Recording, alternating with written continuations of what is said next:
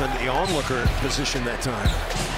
And an 18-point lead. Jameer Nelson for three. Gotta make it. That's good. And he bent Paul George around sideways. He didn't break his ankle. The only reason the ankles didn't break is because he ran through. I know I wrote a book, right? It's called Buy a Game, and it's free. Click the link down there. You got it. DreAllDay.com. Move of the night, Jameer Nelson using the quick in and out with the right hand, going into the pull-up dribble off the right hand dribble for the three-point shot. Now, Paul George here on defense probably isn't expecting Jameer Nelson to pull up for a long-range outside shot, which is why he was off him so much defensively. And even after he got faked out, he took the circular route to get back on defense because he's not expecting that shot. Now, after this play, I'm sure Paul George would tighten up defensively on Nelson if he guarded him anymore, knowing that Jameer Nelson will take and, of course, can make this shot. So let's take a look at how Jameer Nelson is setting this up. First of all, there's a screen coming to the left.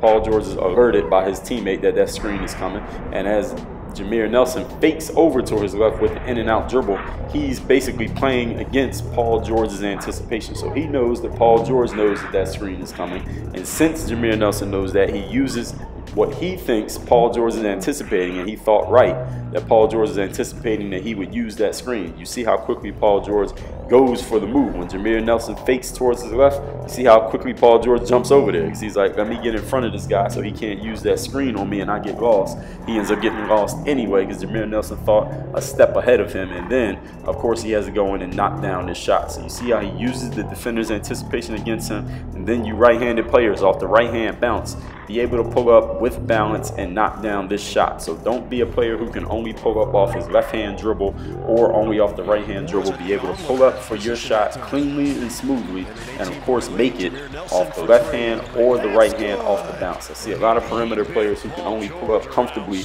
off of one hand or the other hand. Be equally good at pulling up off of both hands and then knocking down that shot. Let's take a look at this one more time. A little bit faster speed. Jameer Nelson with the in and out move. Look how his whole body is part of that in and out. His leg is moving, his left shoulder, his left hand, everything moves. His eyes move, his head moves. All his eyes move, his head moves. Look at how his left side of his body all goes into that fake. You see how everything is moving as if he's going to go to his left. So when you do a fake or any type of crossover move, your whole body goes into the fake, not just what you're doing with the ball. Because only the ball is moving and your body's not in sync with the ball, a defender's not going to go for that move, especially one who has seen a lot of crossover moves himself already. Everyone at hoophandbook.com, if you're ready to get your game up, come over there, join me, and let's get to work on your game. DreAllDay.com.